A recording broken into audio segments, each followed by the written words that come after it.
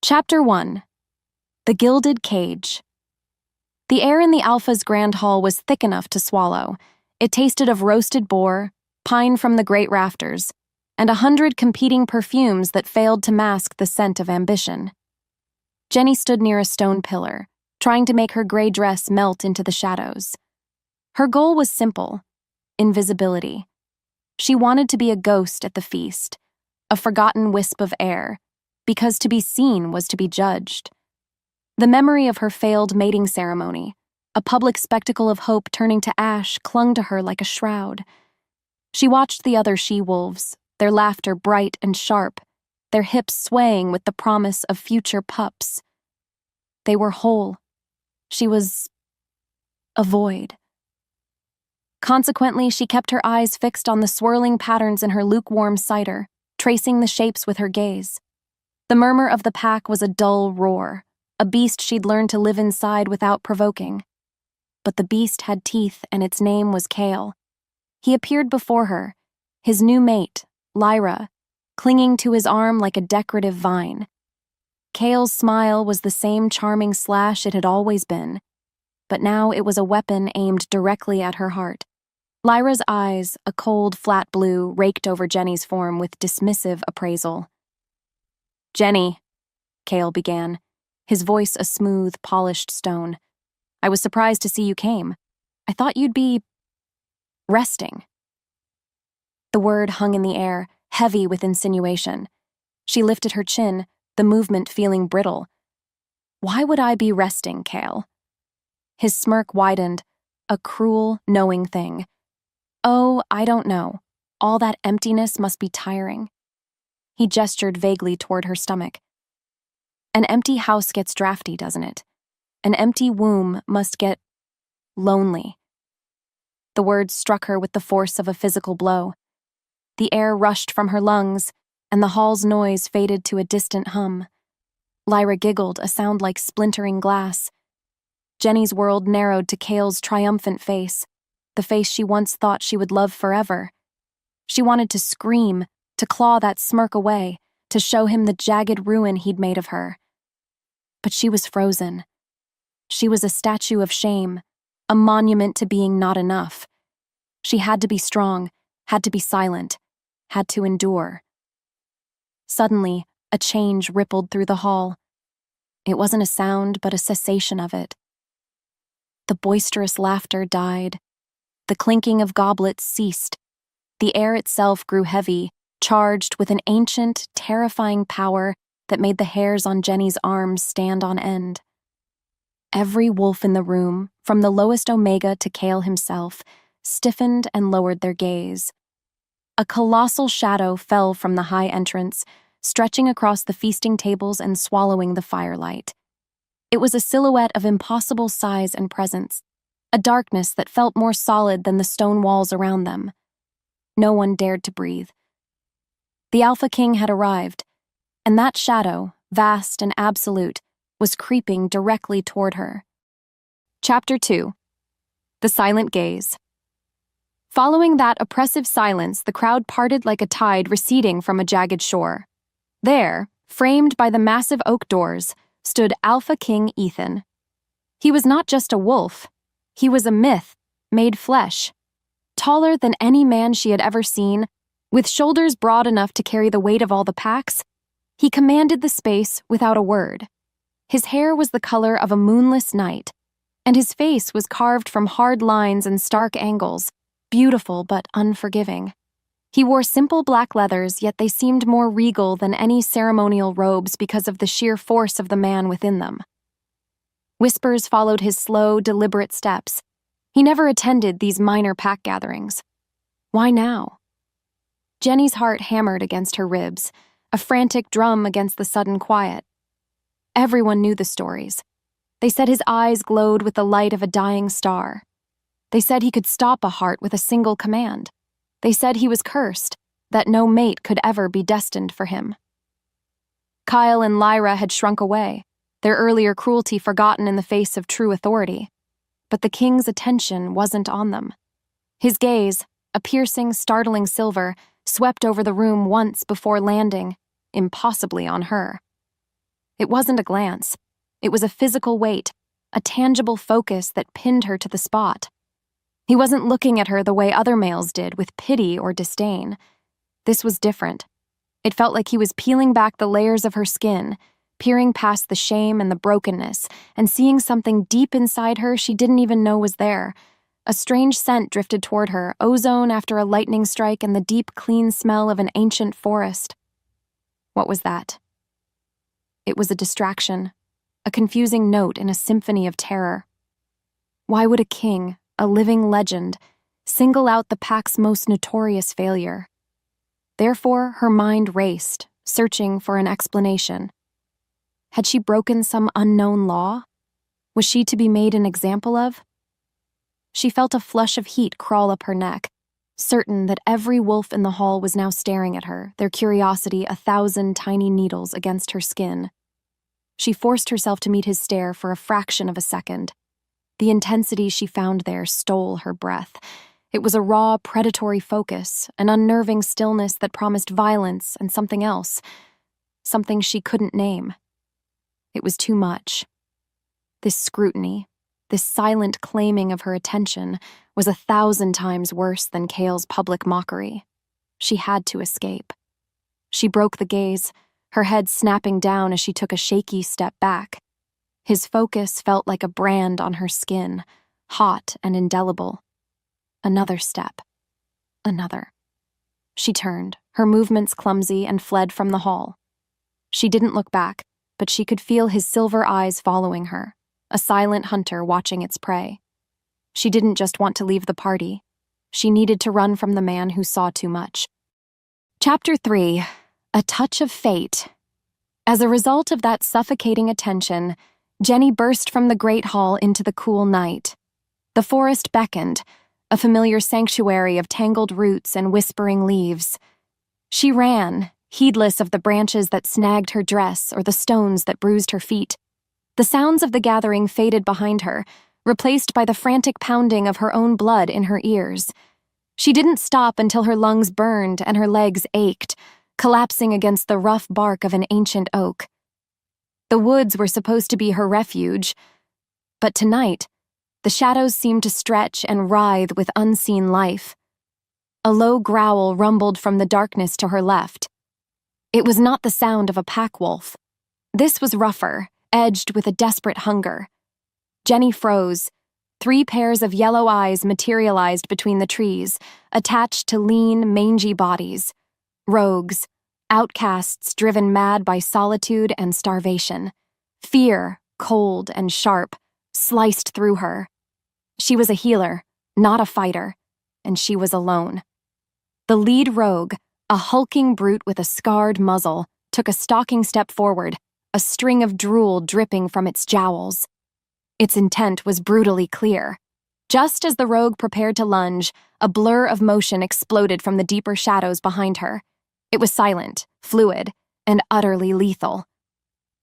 Alpha King Ethan moved with a grace that defied his size, a phantom of controlled fury. Before the first rogue could even snarl, the king's hand lashed out, a crack of bone echoing through the quiet woods. The second one met a similar fate, tossed aside like a broken doll. The scarred leader, momentarily stunned by the sheer speed of the assault, launched itself at Ethan with a savage roar. It was a mistake. Ethan didn't sidestep. He met the attack head-on, his body a bulwark of raw power. There was a brief, brutal struggle and then... silence. The rogue fell to the forest floor, unmoving. Ethan stood over the fallen wolves, his chest rising and falling in a steady rhythm, utterly untouched. He turned to face her, his silver eyes catching the moonlight, glowing with a faint, otherworldly light. The primal warrior was gone, replaced by that same unnerving stillness from the hall. He took a slow step toward her, his expression unreadable. Jenny was trapped between terror and a bewildering sense of awe. He had saved her. Why? He stopped just before her, close enough that she could feel the heat radiating from his body. Without a word, he reached out, his large, calloused hand gently touching her arm where a branch had scratched it. The moment his skin met hers, the world exploded. It was not a spark. It was a supernova. A bolt of pure energy shot up her arm, straight to her core, igniting every nerve ending in her body. The air crackled. She gasped, her mind flooded with a tidal wave of sensations that were not her own. A fierce protectiveness, a profound loneliness that mirrored her own, and a possessive fire that sought to consume her. It was the mate bond, the sacred, undeniable connection she had been told she could never have. And it was snapping into place with the one man in the world who was supposedly immune to it. Her universe shattered, disbelief warring with a truth so potent it was rewriting her very soul. Chapter 4: The Impossible Proclamation.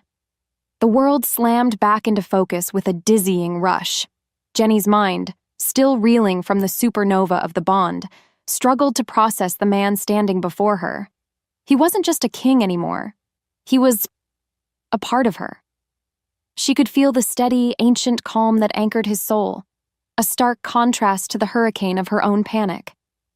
His emotions were a low hum beneath her own, a deep ocean current of possessiveness, concern, and something else, a profound aching loneliness that mirrored her own so perfectly it made her gasp. He hadn't released her arm. His touch was no longer just skin on skin. It was an anchor in a reality that had tilted off its axis. He said nothing, simply turned and began walking back toward the great hall, his grip firm, giving her no choice but to follow. Consequently, every step was a battle. She stumbled behind him, her thoughts a tangled mess. This couldn't be happening. The moon goddess was cruel, but was she cruel enough to play this kind of joke? To bind the broken Omega to the cursed king? It was a death sentence, a public execution of what little dignity she had left. As they reached the massive oak doors, the noise from within washed over them, but it sounded distant, warped, as if she were hearing it from underwater. He didn't hesitate. He pushed the doors open and strode back into the center of the room, pulling her along into the glaring firelight where every single eye could see them. The silence that fell was even more profound than before. It was a vacuum, heavy with shock and 1,000 unspoken questions. Cale's face was a mask of disbelief, his jaw hanging open. Lyra looked as though she'd been slapped. Jenny wished the floor would open up and swallow her whole, because this exposure was 100 times more agonizing than the shame she had felt earlier. Then Ethan stopped. He stood in the very heart of the hall, a pillar of unshakable authority, and finally released her arm, only to place a heavy, proprietary hand on the small of her back. He drew in a breath, and the sound seemed to fill the entire chamber. When he spoke, his voice was not a shout, but a low, resonant command that vibrated through the stone floor and up into Jenny's bones. "You will all bear witness." His silver eyes scanned the crowd, daring a single wolf to look away. "Fate has spoken this night. The great hunt is over." He paused, letting the weight of his words settle before delivering the final world-shattering blow. "This she-wolf Jenny of the Silver Creek Pack is my fated mate." He let that sink in for a moment, then added 2 more words that sealed her doom. "My queen." A collective gasp sucked the remaining air from the room. It was not a sound of joy or celebration. It was the sharp, indrawn breath of shock, of outrage, of impending chaos. Jenny's vision swam. Queen? Her? The barren wolf? The pack's cautionary tale? It was impossible. It was a declaration of war. She wasn't being chosen. She was being used as a pawn in a game she couldn't comprehend. The faces in the crowd blurred into a tapestry of horror and envy, and she knew, with a certainty that chilled her to the marrow, that her life was over. The king hadn't just saved her in the woods. He had just condemned her to something far worse. Chapter 5: The Dangerous Certainty. He swept her from the great hall before the stunned silence could break into a roar of questions and accusations. They were in a small, cold antechamber, the heavy door thudding shut behind them, muffling the rising din of the pack. The sudden quiet was suffocating. Jenny wrenched herself away from him, stumbling backward until her shoulders hit the unyielding stone of the far wall. She was cornered, trapped. Her breath came in short, frantic pants. "No," she whispered, the word barely audible. "You can't." Ethan watched her, his expression unreadable, his stillness a terrifying counterpoint to her hysteria. "It is already done." "Take it back," she pleaded, her voice cracking. "Go out there and tell them it was a mistake, a joke, anything." She pushed her hands through her hair, her knuckles white. She had to make him understand the catastrophe he had just set in motion, because he was clearly insane. "They will tear you apart. They'll say you're weak, that you've been bewitched by a defective Omega. You don't want me." She threw the words at him like stones, hoping to build a wall between them. He took a slow, deliberate step toward her. "I do not care what they say." "You have to," she insisted, her voice rising. "I am not queen material. I'm broken." She finally said it, the ugliest truth she owned, the secret shame that had defined her entire existence. She forced herself to meet his gaze, letting him see all the cracks in her soul. "I can't give you an heir, Your Majesty. I am barren." The confession was a poisoned dart, the ultimate reason he should cast her aside. It was her only defense. For the first time, an emotion flickered in those silver eyes. Not pity, but a flash of something dark and dangerous. He closed the remaining distance between them in 2 long strides, placing his hands on the wall on either side of her head, caging her in completely. He was so close she could feel the furnace-like heat of his body, smell that intoxicating scent of storm and forest. "Do you truly believe," he murmured, his voice a low, perilous rumble, "that my line is so fragile it depends on a pup?" He leaned closer, his lips brushing the shell of her ear. "Fate does not make mistakes. The moon goddess chose you. I choose you." A shudder racked her body. His certainty was terrifying. It was an absolute, unshakable force that battered against the walls of her own self-loathing. Part of her, a tiny, treasonous part, yearned to believe him, to collapse into this impossible strength. But fear was a more powerful master. This was a fantasy that would get them both killed. "Please," she choked out.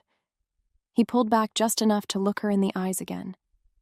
"You will fight me on this," he stated, not as a question, but as a fact. "It will not matter." A possessive, almost feral light entered his gaze. "I will not let you go." Chapter 6. Bound by Blood. Numbness was a mercy. Jenny walked beside him through a labyrinth of cold, torch-lit corridors, her feet moving without conscious thought. The echo of his final words, "I will not let you go," reverberated in the hollow spaces of her mind. She felt like a ghost, detached from her own body, simply following this overwhelming force of nature who had hijacked her life. He was leading her to a set of secluded chambers, a gilded cage he intended to keep her in. The air was thick with the scent of old stone, beeswax, and the unspoken tension that crackled between them. He hadn't touched her again, but she could feel his presence like a physical touch, a constant, heavy awareness at her side. They rounded a corner into a more secluded hallway, the shadows deeper here, the tapestries on the walls swallowing the light. It happened in the space between one heartbeat and the next. A whisper of movement from a darkened alcove, the glint of steel in the flickering torchlight. A figure lunged from the darkness, not at the king, but directly at her. Time seemed to stretch and warp. Jenny saw a masked face, eyes filled with a fanatic's hatred, and the downward arc of a long, thin dagger coated in some viscous, dark substance. Poison. There was no time to scream, no space to run, but Ethan moved like lightning. He didn't shove her aside. Instead, he spun, inserting his own body between her and the attacker with impossible speed. There was a sickening, wet thud, as the blade, meant for her heart, plunged deep into his forearm. Ethan let out a low, guttural growl, a sound more animal than man, as his other hand shot out, grabbing the assassin by the throat. The fight was brutally short. There was a desperate gurgle, a sharp crack of bone, and the masked figure crumpled to the floor in a boneless heap. Silence descended once more, broken only by the sound of something wet dripping onto the stone floor. Blood. The king's blood. It was a dark, shocking crimson against the pale stone, dripping from the gash in his arm. He stood breathing heavily, not from exertion, but from a rage so profound it seemed to make the very air vibrate. He kicked the dagger away from the lifeless form on the floor before turning his blazing silver eyes on her. The message in them was clearer than any words he could have spoken. This is your world now. This is the danger you face. This is why you cannot be alone. The abstract threat of his enemies had just become terrifyingly real. A dead body at their feet and the king's lifeblood spilled to protect her. In that moment, Jenny's denial shattered completely, replaced by a cold, sharp realization. Her old life was gone. Her struggle was no longer about preserving her heart or her solitude. Her new singular purpose had just been baptized in blood she had to survive. Chapter 7. The Serpent's Den. The next few days were a blur of gilded cages and suffocating luxury. Jenny was moved into a suite of rooms so vast and opulent she felt like a field mouse wandering through a cathedral. Silks replaced her rough-spun wool, and servants appeared with silent, unnerving efficiency. Yet beneath the polished surface of this new life, a cold, sharp-edged fear remained her constant companion. The true test came when Ethan decreed she would join him in the throne room. To be seen, to be acknowledged. Escorted by 2 of his personal guard, she walked down a hall of polished marble so reflective she could see a distorted, terrified version of herself with every step. Therefore, when she entered the vast, cavernous space, it felt like stepping into a den of beautifully dressed serpents. The court was assembled, dozens of high-born wolves whose lineage stretched back for generations. They were a landscape of silks and jewels, their faces arranged in masks of polite curiosity. But their eyes were cold and calculating. Whispers followed her like the rustle of dry leaves, a sound that stopped the moment she turned her head and resumed the second she looked away. She could feel their judgment, a physical weight pressing down on her. They were vultures, circling, waiting to see if she was strong enough to survive, or if she was merely the king's latest, most bizarre amusement. An elegant she-wolf with hair the color of spun gold and eyes like chips of ice stepped forward. Her name was Lady Seraphina, the mate of his chief strategist, and her smile was a beautiful, predatory thing. "Welcome, my lady," she purred, her voice dripping with false sweetness. She looked Jenny up and down, a slow, deliberate appraisal that catalogued her simple gown and her non-noble bearing. "We were all so surprised. The king has been alone for so long. To choose someone of such humble origins. It speaks to your hidden strengths, I'm sure." The insult was perfectly wrapped in the guise of a compliment, a poisoned needle disguised as a flower. Jenny's throat went dry. Her mind went blank. What could she say? Thank you? A fire of shame burned on her cheeks. Before she could stammer out a reply, a warm, heavy hand settled on the small of her back. Ethan had moved to her side so silently she hadn't even noticed. He didn't look at Seraphina. His gaze remained fixed on the far end of the room, as if she were nothing more than a buzzing insect. "My mate's strengths," he said, his voice a low, quiet rumble that nonetheless carried to every corner of the silent room, "are not for you to appraise, Seraphina. They are for me to appreciate." The veiled threat was unmistakable. The color drained from Seraphina's face, and she offered a hasty curtsy before melting back into the crowd. The whispers died completely. Ethan's hand remained on her back, a steady, possessive heat that seeped through the fabric of her dress. It was a gesture of ownership, a public branding. But beneath the terror of it all, a strange and forbidden warmth bloomed in her chest. He was her captor, the architect of this nightmare, but in this den of serpents, he was also her only shield. Chapter 8. A Lesson in Power. Later that evening, he found her on a stone balcony overlooking the moon-drenched royal gardens. The air was cool and smelled of night-blooming jasmine and damp earth. Jenny stared out at the silvered leaves, hugging herself, trying to reclaim some small piece of the solitude she had lost forever. She felt his presence before she heard him, a shift in the energy of the night, a deepening of the shadows. When he spoke, his voice was softer than she had ever heard it, stripped of the royal command it held in the throne room. "You cannot show them your fear." Jenny flinched, but didn't turn around. "I don't know how to be anything else," she confessed, the words a raw, honest whisper. "I don't belong here. I am not like them." "No," he agreed, stepping to stand beside her, his proximity a potent force that made her skin tingle. "You are not. That is why you were chosen." He was silent for a moment, studying her profile. "But they are predators. They survive on sensing weakness. You must learn to starve them." He moved in front of her then, blocking her view of the gardens. Gently, with a surprising delicacy for a man so large, he placed a finger under her chin and tilted her head up, forcing her to meet his gaze. "Your chin up," he instructed, his voice a low murmur. "Shoulders back." He placed his hands on her shoulders, his touch both firm and careful, guiding them into a posture of confidence she did not feel. The contact was electric. It was not the touch of a king to a subject, but of a trainer, a partner, something far more intimate and confusing. She could see the flecks of charcoal in his silver irises, could feel his breath ghosting across her cheek. The world narrowed to the space between them, a bubble of charged intimacy in the vast, lonely night. Her heart was a frantic bird beating against her ribs.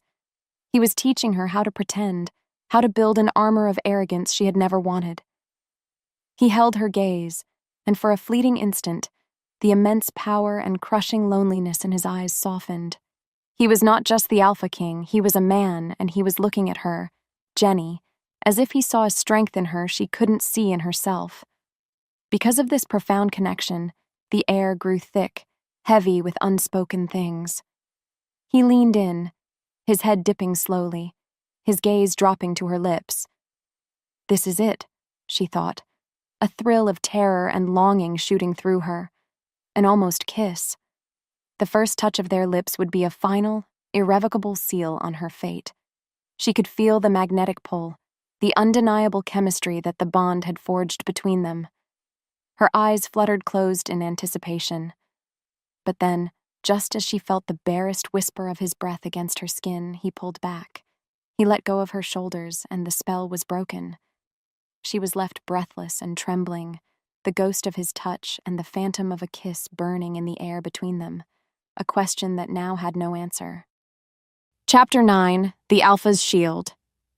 The summons had been abrupt. Two rival alphas, Marcus of the Black Mountain Pack and Fendril of the Riverlands, had arrived to pay their respects to the king's new mate. It was not a social call. It was an inspection. A test. Jenny sat on a smaller, unadorned throne beside Ethan's massive one, feeling like a child's doll put on display. The tension in the private council chamber was a palpable thing, a low hum of testosterone and ambition. Alpha Marcus, a wolf known for his cunning intellect and his barely concealed desire for Ethan's throne, had a smile that never quite reached his cold, calculating eyes. After the initial pleasantries, Marcus turned his attention directly to her. "My queen," he said, his voice deceptively smooth. "Your unique perspective is a great asset, I am sure. I am curious how you feel the king's new trade tariffs on river pelts will affect the smaller hunting clans in the Eastern Territories. Some fear it will lead to instability." The question was a perfectly crafted trap. It was complex, political, and had no right answer. If she agreed with the tariff, she was a puppet. If she disagreed, she undermined Ethan. If she admitted ignorance, she was a fool. A cold sweat broke out on her skin. The faces of the alphas swam before her. This was what Seraphina's snide remarks had been building to. This was the real test. She opened her mouth, a jumble of panicked thoughts crashing in her mind, but no sound came out. She froze. The weight of their expectant stares, the glint of victory in Marcus's eyes. It was too much. The old Jenny, the one who knew only how to shrink and hide, took over completely. She was failing. She was shaming him. Just as the silence stretched into a fatal, damning indictment of her inadequacy, Ethan leaned forward slightly. He did not look at her.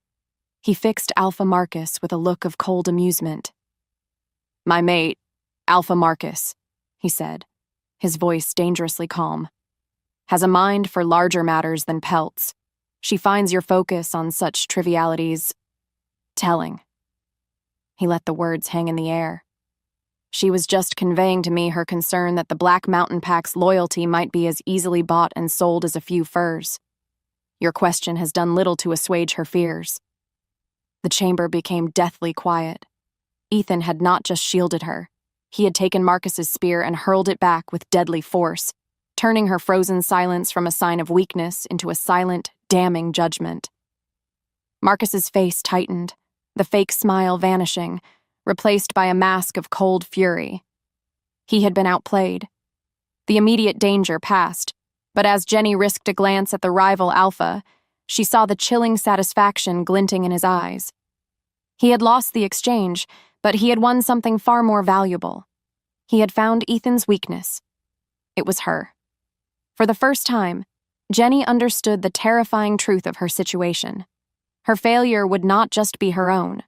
Her weakness, her fear, her inability to play this deadly game, it could be the weapon his enemies used to destroy him. Chapter 10. A Whisper of Treason. The weight of her failure in the council chamber was a physical burden. For 2 days, Jenny avoided the main halls, seeking solace in the castle's sprawling, sun-dappled library. Surrounded by the scent of old paper and leather, she felt a measure of peace. She was a liability in matters of state, a doll on a throne. But here, with stories of old magic and forgotten histories, she felt a flicker of her old self. It was during one of these quiet afternoons, while tucked away in an alcove of astronomical charts, that she heard the voices. They were low, conspiratorial murmurs from the other side of a towering bookshelf. "The shipment arrives at the southern gate at dusk." One voice, rough and unfamiliar, hissed. "The patrol is thin there, a blind spot." "And the king?" a second voice asked, this one smoother, possessing a note of cultured arrogance she vaguely recognized from court. "He inspects the wall fortifications himself, alone, as is his custom." A dry chuckle. "His predictability will be his undoing. A single, well-placed blade is all it will take. It will look like a rogue attack. No one will suspect." Ice flooded Jenny's veins. The words were not just whispers. They were shards of glass aimed at the heart of the kingdom. Her first instinct was to shrink back, to pretend she hadn't heard. Who would believe her? The broken Omega, hysterical and seeing shadows everywhere. They would dismiss her, accuse her of seeking attention. She would become a joke, and in doing so, make Ethan look even weaker for choosing her. Fear was a cold, heavy blanket, urging her to stay silent, to protect herself. But then, an image flashed in her mind. Ethan's blood, dark and stark against the pale stone floor, spilled for her. He had shielded her. Now, the choice was hers. Could she do the same for him? Because she could not bear the thought of his death on her conscience, she made her decision. She scrambled from the alcove and ran. She found Ethan in the armory, his advisors, a grim circle of seasoned warriors surrounding him. He was examining a new sword, the firelight gleaming off the polished steel. Every head turned as she burst in, breathless and disheveled. One of the advisors, a grizzled wolf named Lord Valerius, scowled at her interruption. "My queen, the king is occupied with matters of grave importance." "This is a matter of grave importance," she gasped out, her eyes fixed on Ethan. She relayed what she had heard, the words tumbling out in a frantic, desperate rush. She saw the skepticism dawn on Valerius's face, the dismissive glance he shot at the other advisors. They did not believe her. Her heart sank. It was exactly as she'd feared. She had made a terrible mistake. But Ethan had not looked at his advisors. His silver eyes were locked on her, searching her face, not for proof, but for sincerity. He saw the genuine terror there, the fear for him. He placed the sword down with a soft, definitive click. The sound silenced the room. He ignored the doubtful expressions of his most trusted men and took a step toward her. His voice was quiet, yet it held the absolute power of a king. "Show me where you heard this." It was not a request. It was a statement of faith. In that moment, surrounded by warriors who saw her as a fool, the Alpha King chose to trust her word. That single act of belief was more empowering than any crown, a silent promise that perhaps she was not just a liability after all. Chapter 11. The Curse. The plot had been real. A handful of traitors were now rotting in the dungeons, the castle was on high alert, and an unnerving quiet had settled over the royal wing. Ethan had summoned her to his private chambers late that night. The room was Spartan for a king, dominated by a massive fireplace where flames danced and wrestled with the shadows. He stood staring into the fire, his back to her, the tension in his broad shoulders a tangible thing. He had dismissed his guards. They were utterly alone. "You saved my life tonight," he said without turning, his voice a low rumble that seemed to be pulled from the depths of the earth. "I only did what anyone would have," she whispered, twisting her fingers together. She still felt like an imposter, her one useful act an accident of being in the right place at the right time. "No," he said, finally turning to face her. The firelight carved his face into harsh planes of light and shadow, making his silver eyes seem to burn with their own internal light. No one else could have. He took a step closer, and the air between them grew thick, charged with the aftermath of shared danger. "Jenny, there is something you must understand about the bond between us, why it is not merely unlikely, but impossible." He gestured to a chair, but remained standing himself, pacing before the hearth like a caged lion. He told her a story then of an ancestor, the first Alpha King, who had made a pact with a vengeful witch. Power for a price. The price was his bloodline. The witch had cursed them, a cruel, specific magic that would sever their connection to the moon goddess's greatest gift. "The curse decrees," Ethan explained, his voice rough with an ancient pain, "that no Alpha King of my line will ever know his fated mate. For generations, the bond has been a dead thing inside us, a silent, empty chamber in our souls where a fire is supposed to burn." He stopped pacing and looked directly at her, his gaze raw with a vulnerability she never imagined he possessed. "I have felt nothing my entire life," he confessed. "A void, a quiet so profound I thought it was normal. I was born to be alone. The bond between us, it should not exist." He took another step, closing the distance between them until he was towering over her. "And then I saw you at that gathering, and for the first time in my life, I felt a stir, a pull. When I touched you in the woods," he trailed off, shaking his head in wonder. "The fire everyone speaks of. It was an inferno. You are not a mistake, Jenny. You are a miracle. You are the one who is breaking my curse." The revelation struck her with the force of a physical blow. He wasn't just a king burdened by power. He was a man who had been starved of the most fundamental connection a wolf can know. He was broken, too. Her barrenness and his dormant bond. They were two halves of an impossible whole. The last of her fear, the last of her resistance, crumbled into dust. This man didn't see her as defective. He saw her as his salvation. All the unspoken emotions between them, the terror, the desire, the fragile trust, crested into a tidal wave.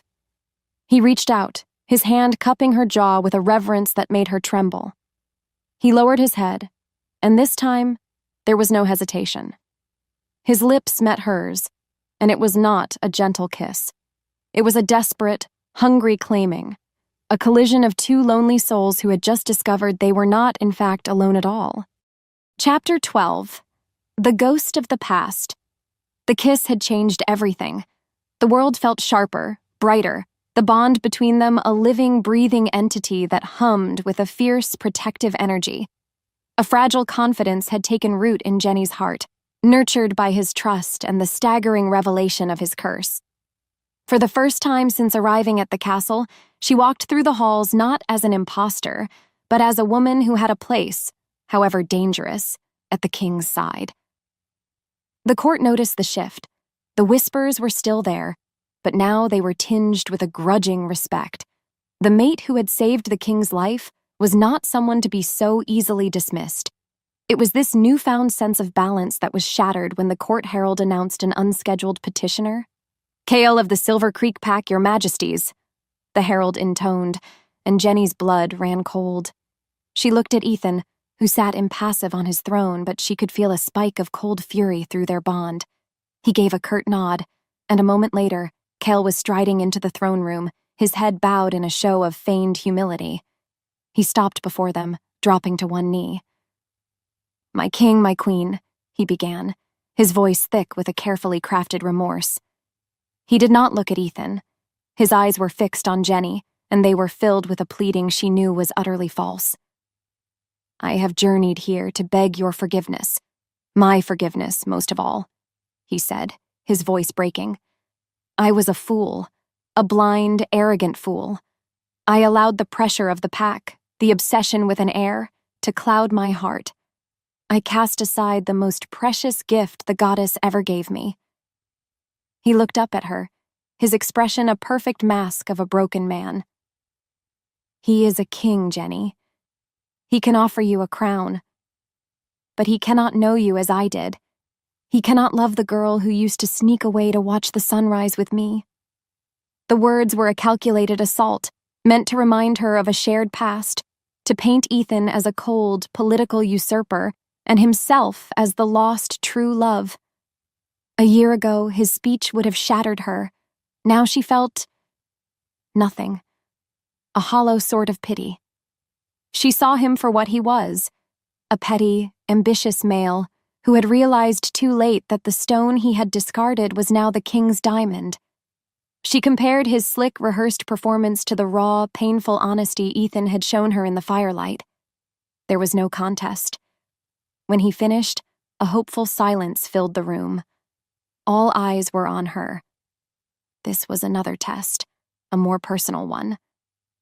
Jenny took a breath, feeling the steady strength of Ethan's presence beside her.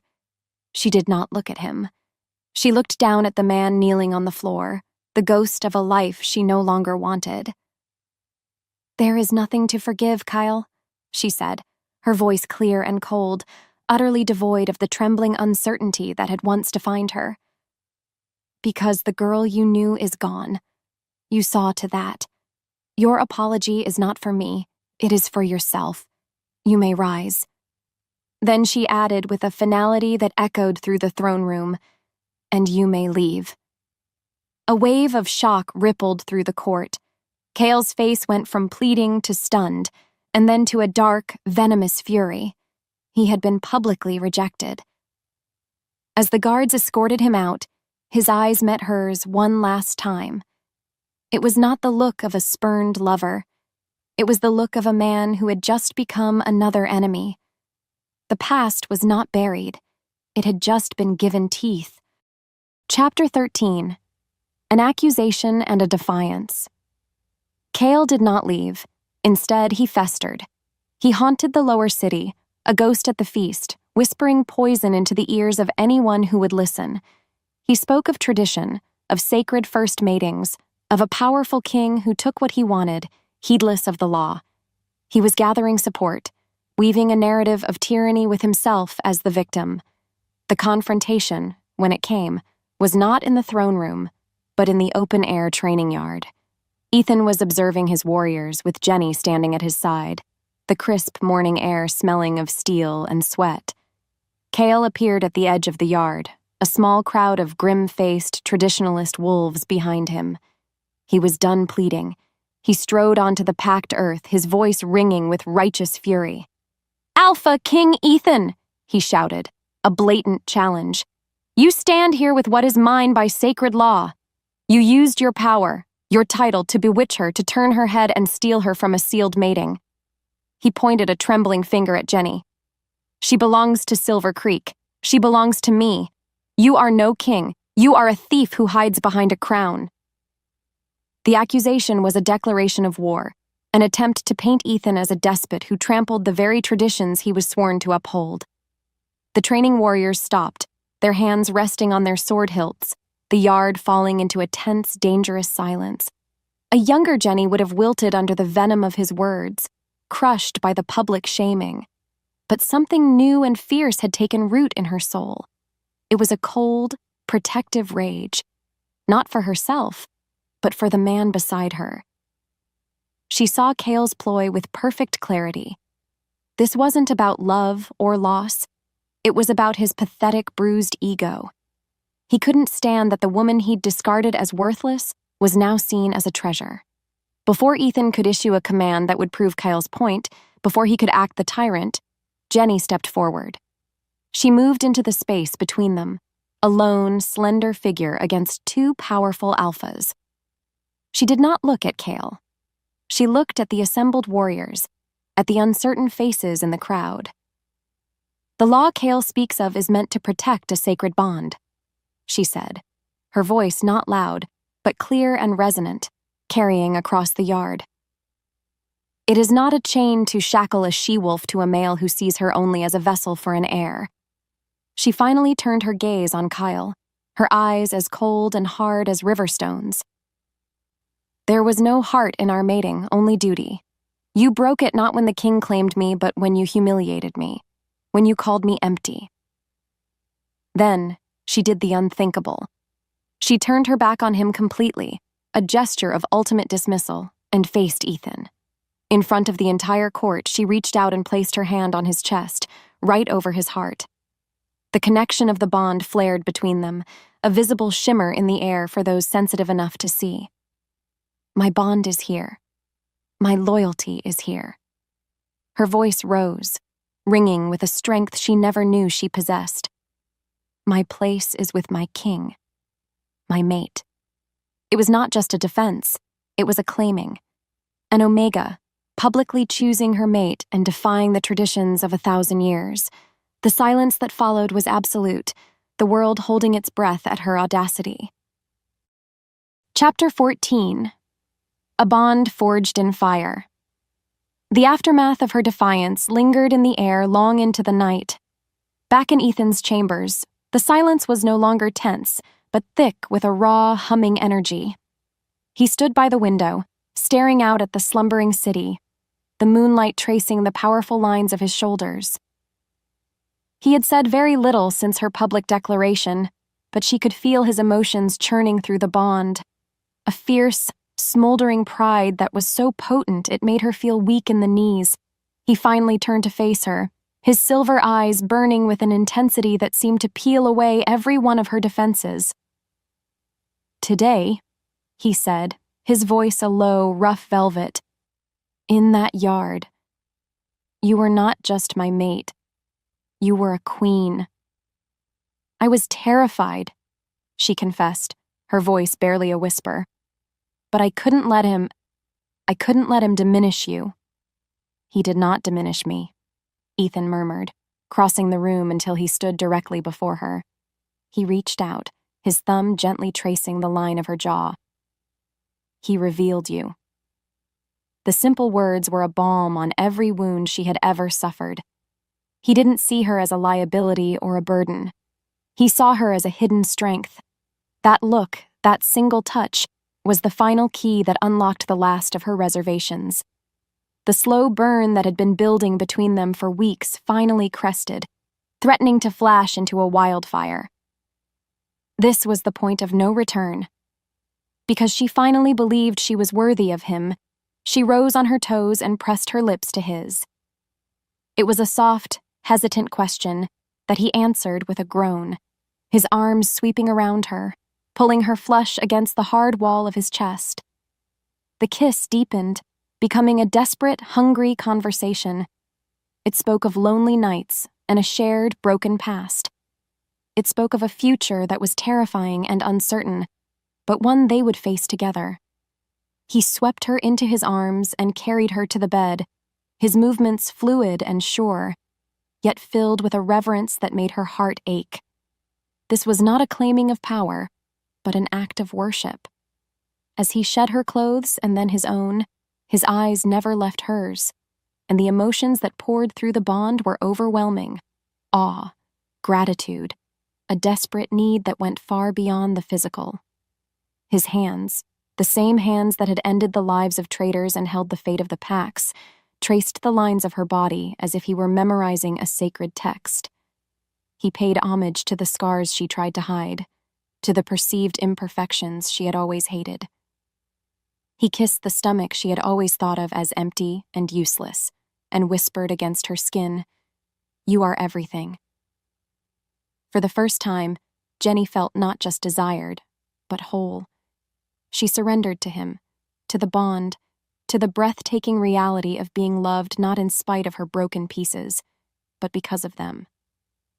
In the heart of the fire, their bond was not just fated, it was forged. Chapter 15. The Serpent in the Garden. Jenny awoke to the soft gray light of dawn, tangled in linen sheets and wrapped in the solid, comforting warmth of Ethan's arms.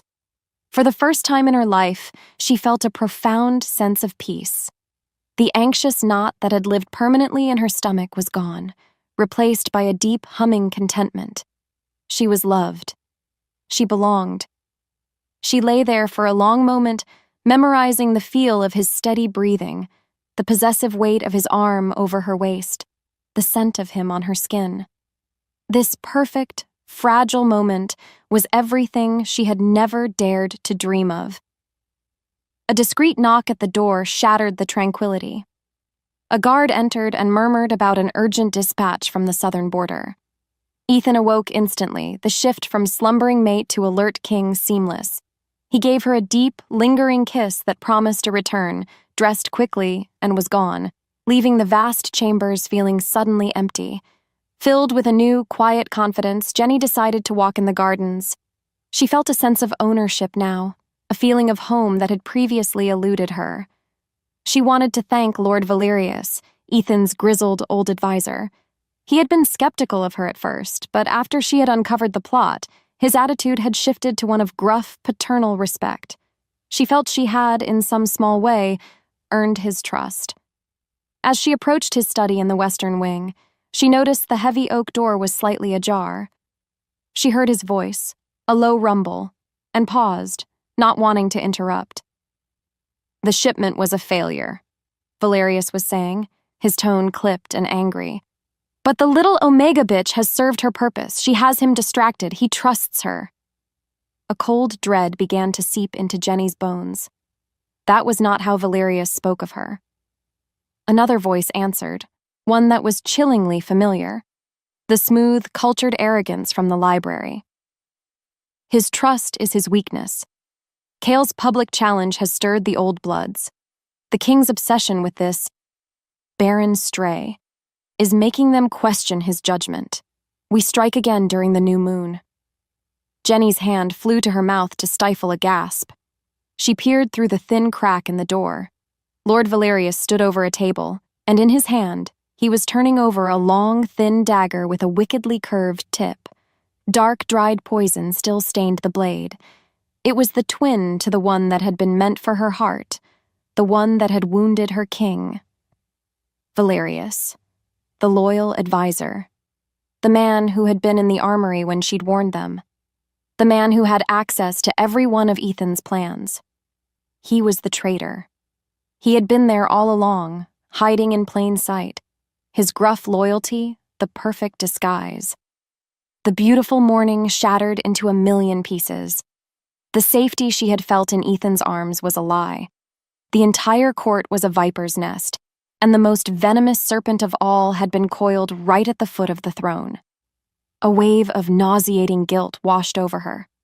The traitors were striking again because of her. Her presence, her influence, the king's love for her. It was all being used as a weapon against him. She had not saved him. She had only made him more vulnerable. Chapter 16. The ambush panic was a living thing, clawing its way up Jenny's throat. Lord Valerius. The name echoed in her mind, a drumbeat of betrayal. She had to warn Ethan.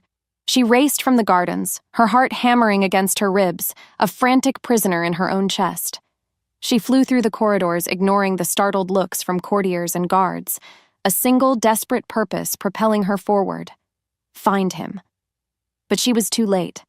When she burst into the armory, it was empty. One of the remaining guards informed her the king had already departed for his inspection of the southern wall, the exact blind spot the traitors had mentioned. A cold, heavy dread settled in her stomach. She was running a race she had already lost. Grabbing the arm of a young, loyal-looking guard named Thomas, whose life she had once saved in the infirmary, she pleaded with him to take her. He hesitated, but the terror in her eyes must have convinced him. They rode hard, the wind whipping at her face, her mind a maelstrom of horrific possibilities. They arrived at a secluded, crumbling section of the ancient wall, just as the sounds of battle reached them. The brutal, ugly clang of steel on steel and the savage snarls of wolves locked in combat. It had already begun.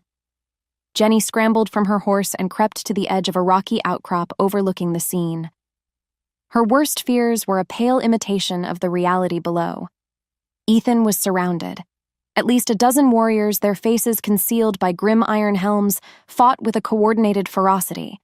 And leading them, his grizzled face a mask of cold determination, was Valerius. Ethan was a force of nature, a whirlwind of deadly grace. His great sword was a blur of silver, each movement precise, each blow fatal.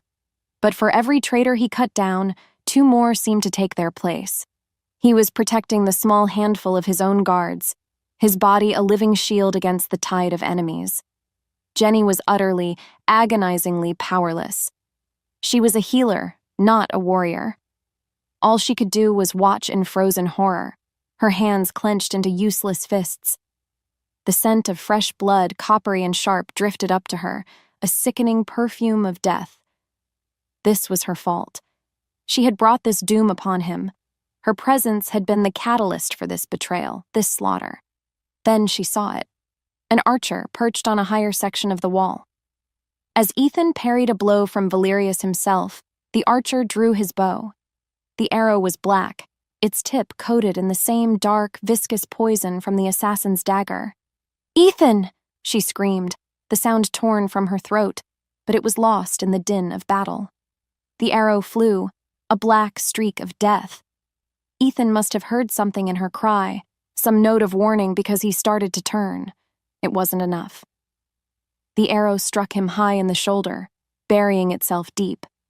A choked, inhuman sound of pain was ripped from his chest. He staggered, falling to one knee. His silver eyes, glazed with agony, swept the ridge and found hers.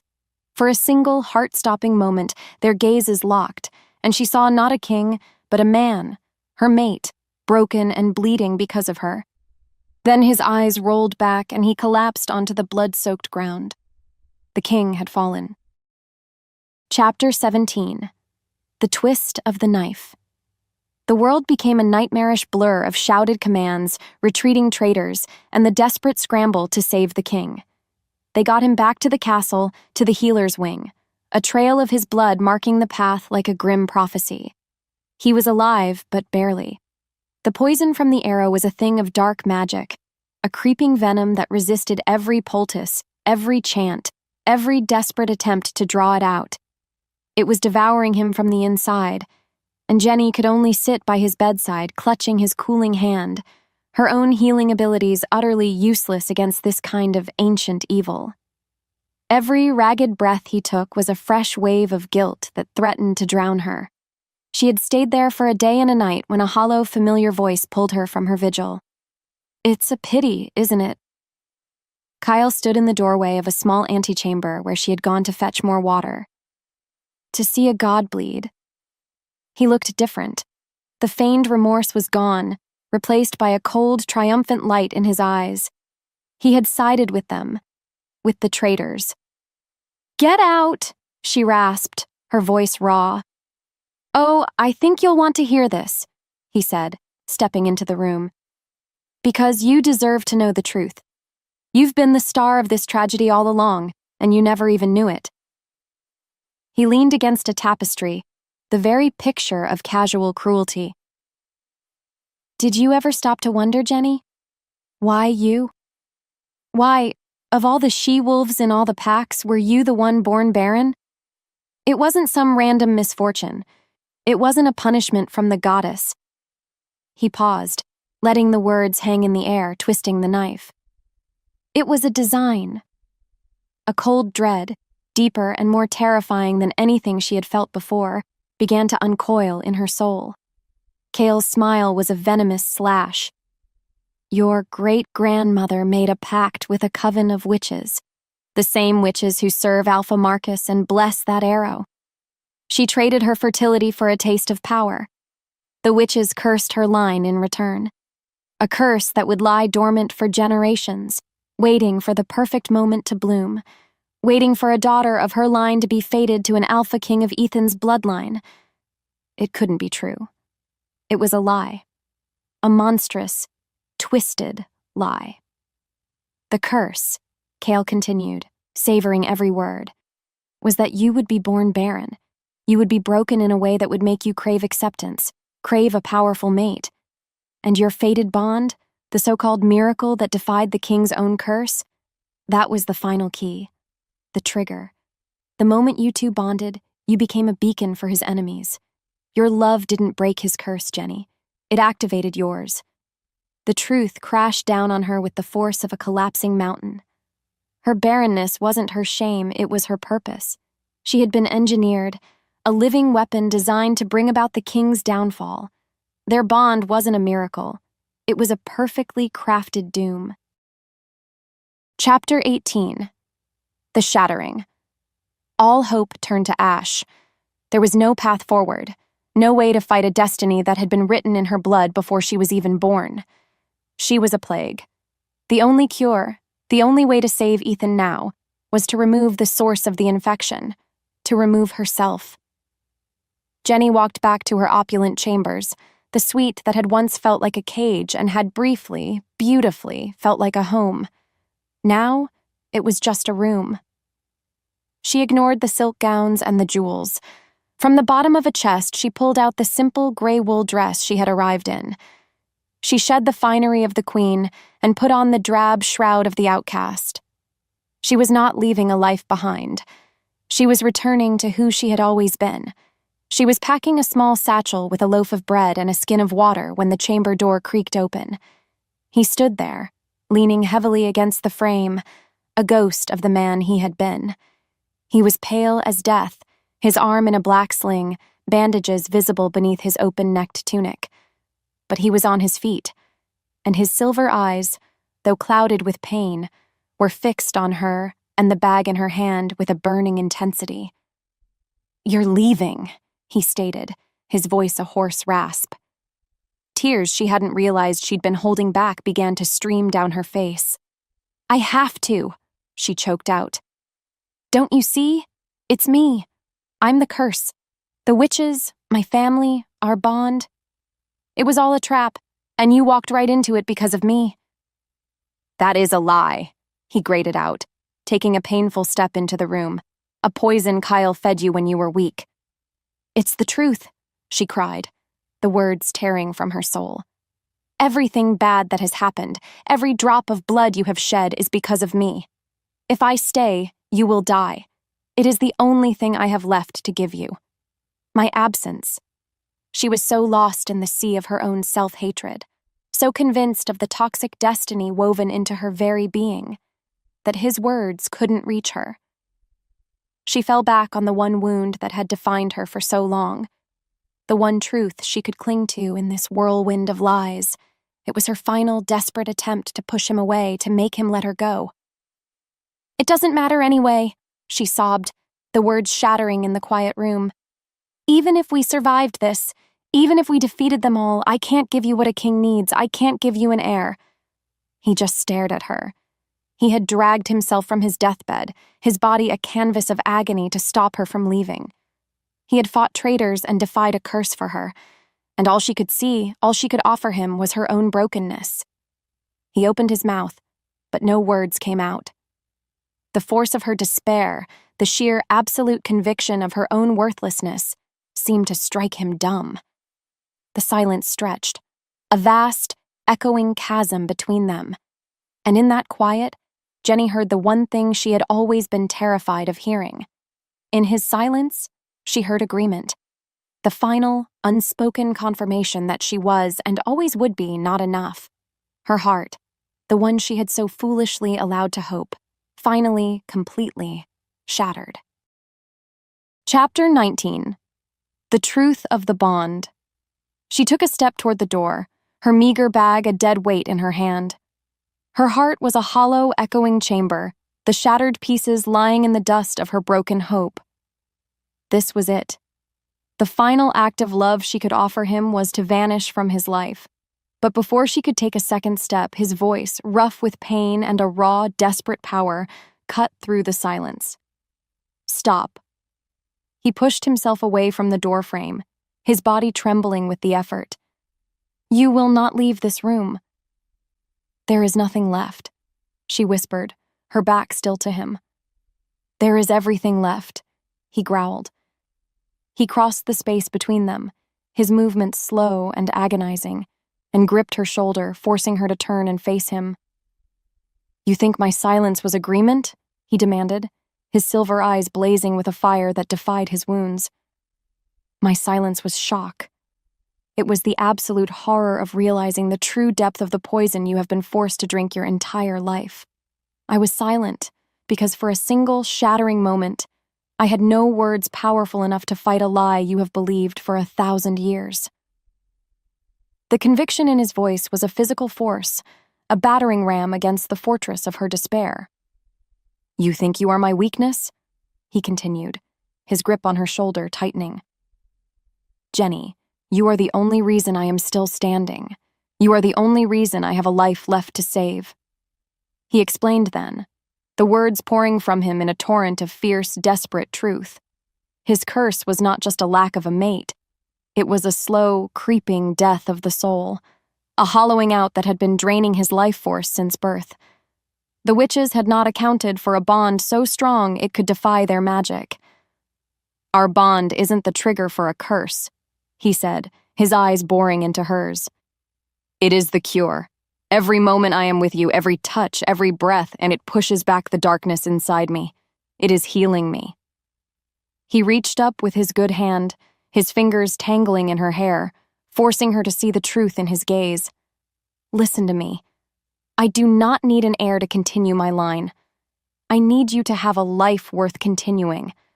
I choose you, not a womb, not a title, not a future pup. You. All of your broken, beautiful, perfect pieces. His words were not just a comfort, they were a cataclysm. They struck the bedrock of her self-hatred and cracked it wide open. A single, painful ray of light pierced through the suffocating darkness.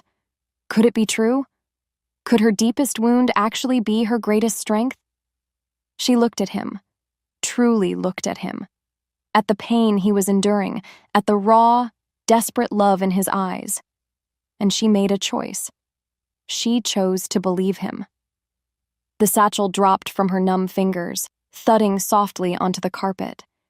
She sagged against him, a sob tearing from her chest, not of sorrow, but of a painful, overwhelming, cathartic release. He wrapped his arms around her, and the bond, which had felt so frayed and broken, flared to life, a searing, brilliant nova of renewed hope. Chapter 20. Rallying the Loyalists. The dawn that followed was not one of despair, but of grim purpose. They were no longer two separate, wounded entities. They were a united front. The first step was to excise the poison from their own court. Ethan, leaning on Jenny for support, summoned a secret council in the castle's hidden war room. Only a handful were called. The grizzled captain of his personal guard, the young warrior Thomas who had ridden with Jenny, and two older, lesser lords who had long been rivals of Valerius. The air in the stone chamber was thick with suspicion and fear. Ethan stood before them, his presence no less commanding for his injuries. Jenny was at his side, not a step behind him. Lord Valerius is a traitor, he announced without preamble, his voice ringing with cold iron. A wave of shock and disbelief washed over the small group. Valerius was a fixture, a man renowned for his loyalty. Before their skepticism could take root, Ethan turned his head slightly. "My mate will tell you what she witnessed." All eyes fell on Jenny. The old fear, the instinct to shrink away, was a distant ghost. She met their gazes, one by one. In a clear, steady voice, she recounted every word she had overheard in Valerius's study. She described the dagger, the mention of Kale, the plot to strike again at the new moon. When she finished, the guard captain still looked troubled. "My queen, your word is compelling, but Valerius is cunning. He will deny it. We need more than an overheard conversation to move against a man of his standing." This was her moment. This was where she proved she was more than just the king's weakness. "The arrowhead that struck the king," she said, her healer's mind taking over.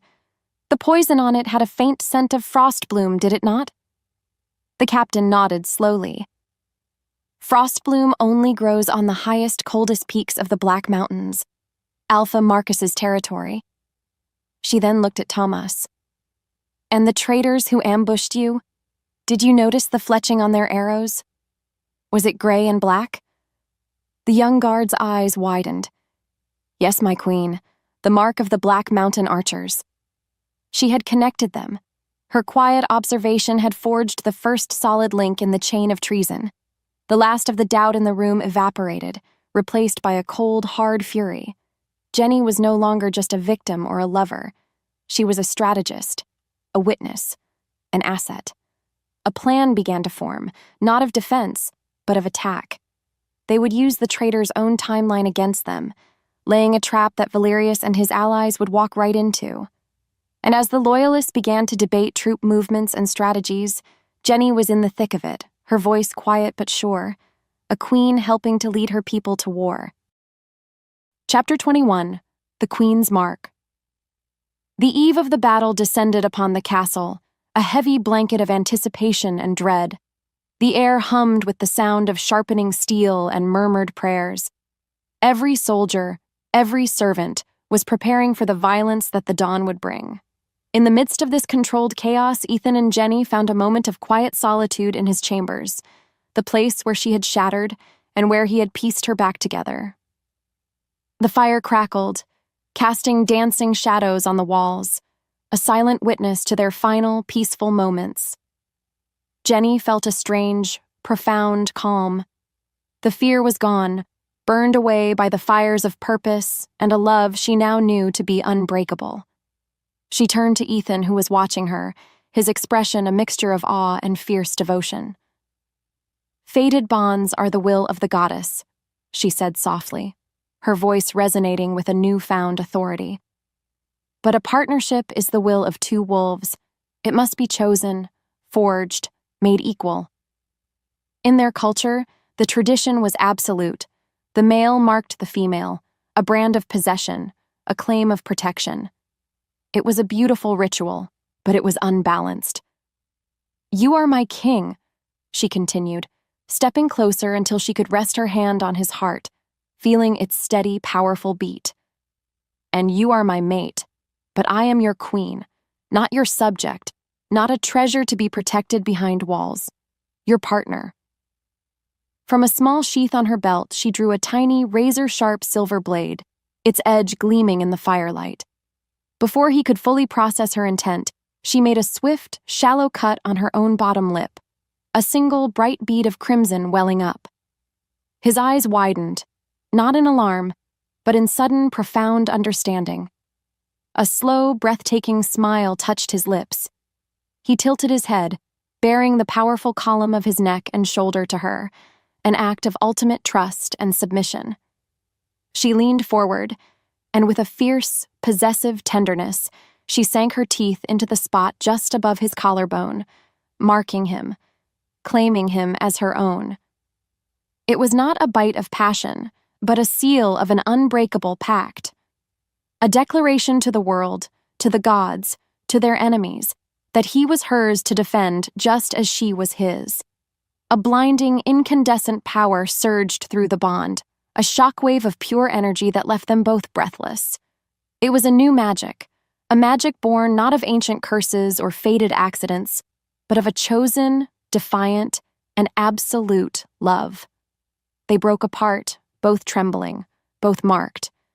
He reached up and gently touched the new mark on his shoulder, then brushed the small cut on her lip with his thumb, a gesture of infinite reverence. They stood together, equals, facing the coming dawn, not as a king and his consort, but as two halves of a single warrior soul. The stage was set. The battle for their kingdom, for their lives, for their love, was about to begin. Chapter 22. War of Wolves' dawn broke cold and gray, the sun a pale, hesitant smear on the horizon. The air in the castle courtyard was still, yet it vibrated with the tense, coiled energy of a predator about to strike. This was not a place of execution. It was an anvil where the fate of the kingdom would be forged in blood and steel. Jenny stood on the battlements overlooking the main gate, a vantage point she had chosen herself. She was not a warrior destined for the front lines, but she would not hide. She was a healer, and her battlefield was here, organizing the reserves, directing the flow of supplies, and preparing to mend the bodies the fighting would surely break. The trap was set. Now, they waited. The horn sounded shortly after sunrise, a mournful, brazen cry from the approaching traders. They emerged from the woods, a formidable army led by Alpha Marcus, with Kale at his side and Valerius directing the siege engines. They expected to find a castle in chaos, a king weakened, and a court divided. They found a silent, waiting fortress. The battle, when it erupted, was a maelstrom of sound and fury. The clash of swords, the splintering of shields, the savage snarls of wolves in their shifted forms, it all blended into a single deafening roar. Jenny's heart pounded in time with the war drums, but her hands were steady. She directed healers, comforted the terrified, and worked with a calm, fierce efficiency she never knew she possessed. From her vantage point, she saw Ethan. He moved through the battle not just as a king, but as a legend, his great sword a blur of silver, his presence a rallying point for the loyalists. He and Jenny were a different kind of whole now. He was the sword, and she was the shield, and through the hum of their bond, she felt his strength, and he, hers. But the traitors were desperate. Seeing their primary assault falter, Valerius executed a secondary plan. A small, elite group of warriors, using a concealed passage Valerius alone knew of, breached the inner wall. Their target was not the king. It was the queen. He burst onto the battlements, his face a mask of sweating, desperate fury, his sword dripping with the blood of the guards he'd cut down to reach her. "The Baron Omega," he sneered, advancing on her. "I'll take the king's little pet, and he will kneel." Ethan was engaged with Marcus below, a brutal, earth-shaking duel between alphas. He could not reach her. For a heartbeat, the old, freezing terror seized her. But then she looked at the pouch on her belt. She was not a warrior. She was a healer. And a healer knows poisons as well as cures. As Valerius lunged, she did not scream or flee.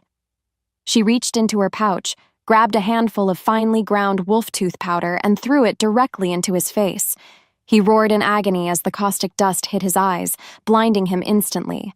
He swung his sword wildly, and in that moment of confusion, she drew the small, sharp blade she used for cutting herbs and bandages and lunged forward, sinking it deep into the exposed tendon behind his knee.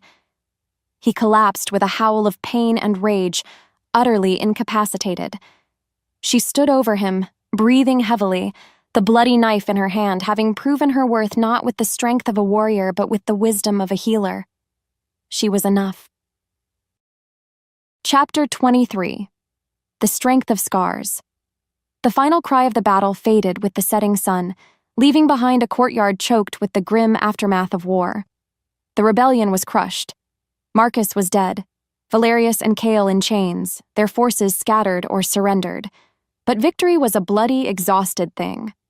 The scent of spilled life was heavy on the air, and the groans of the wounded were a somber chorus against the rising wind. The adrenaline that had sustained Jenny through the long, terrifying day drained away, leaving a bone-deep weariness in its place. She was no longer a commander on the wall. She was a healer among her people. She moved through the makeshift infirmary, her hands steady, her voice a low, comforting murmur as she stitched wounds, set bones, and offered what little solace she could. Her simple gray dress was stained dark with the blood of men who had fought for her, for their king. Finally, she found him. Ethan sat on the steps of the great hall, his great sword resting on the stone beside him, his head bowed in exhaustion. His armor was dented and smeared with grime, and a long, ragged gash wept blood from his side, an injury he had ignored in the final, furious moments of the fight. He looked up as she approached, and the weariness in his silver eyes was vast. He had won his kingdom back, but the cost had been immense. Without a word, Jenny knelt before him, opening her healer's satchel. He did not protest. He simply watched her, his gaze full of a raw, unguarded emotion she had never seen before. The dynamic between them had shifted irrevocably. Here, in the ruins of their victory, she was not the one in need of protection. He was wounded, and she was his strength. Her fingers, deft and sure, cleaned the wound, her touch gentle but firm. He hissed in pain as she began to stitch the torn flesh, but he did not pull away. The chaos of the world receded, leaving only the two of them in a small bubble of quiet intimacy. The king and queen, tending to the wounds of a war they had won together. As she tied off the final stitch, her hands lingered on his side. He reached up, his calloused, blood-stained fingers gently cupping her jaw. "My life was a hollow thing," he whispered, his voice rough with emotion, the words meant for her alone. "A kingdom of shadows. You brought the dawn, Jenny." He leaned forward, pressing his forehead against hers, their breath mingling in the cold air. "My life was forfeit today. You gave it back to me. It is yours. My reign, my heart, my every breath. It all belongs to you, forever." She closed her eyes, a single tear tracing a clean path through the grime on her cheek. The external war was over, and in its place, an unshakable peace, forged in fire and sealed with a vow, had finally begun. Chapter 24. The Alpha Queen. A month later, the great hall was filled once more. The scars of battle had been scrubbed from the stone, the broken tables replaced, and new tapestries hung on the walls, depicting not ancient hunts, but a great black wolf fighting beside a slender gray one. The mood was not celebratory, but one of profound, solemn rebirth. The surviving loyalist alphas were in attendance, as were the elders from every pack, including a delegation from a humbled and leaderless Silver Creek. They had all gathered to reaffirm their fealty to the king, and to bear witness to the queen who now stood beside him. Jenny stood before a long mirror in her chambers, preparing. She no longer saw the ghost of a frightened, broken girl. She saw a woman whose eyes held the quiet, unshakable strength of someone who had walked through hell and emerged with the ashes still on her skin. She saw a healer, a strategist, a survivor. She saw a queen. She chose a simple gown of deep forest green, the color of new life, and walked to the throne room not with a racing heart, but with a calm, steady stride. Ethan was waiting for her, his own wounds now silver scars. He offered her his hand, not to lead her, but to walk beside her. As they entered the great hall together, a respectful silence fell. The whispers that followed her this time were not of scorn or pity, but of awe. They did not see the Baron Omega. They saw the queen who had blinded the traitor, the mate whose intelligence had exposed the conspiracy, the healer whose hands had saved 100 wolves. She walked with her head held high, her gaze sweeping over the assembled crowd, her presence as commanding as Ethan's. He was the kingdom's sword, and she its heart. They took their places on the twin thrones, no longer one large and one small, but two of equal stature. Her gaze drifted across the hall, eventually landing on the very spot by the stone pillar where Cale had shattered her world with his cruel words so long ago. She remembered the girl who had stood there, desperate for invisibility, convinced of her own worthlessness. A faint, sad smile touched her lips. That girl was gone, but not forgotten. She was a part of the foundation upon which this new woman, this queen, had been built. The core emotional question that had haunted her life had finally been answered. She had been mocked as barren, dismissed as broken. And yet, here she was, chosen, loved, and claimed, not for a womb that could carry a pup, but for a spirit that could carry a kingdom.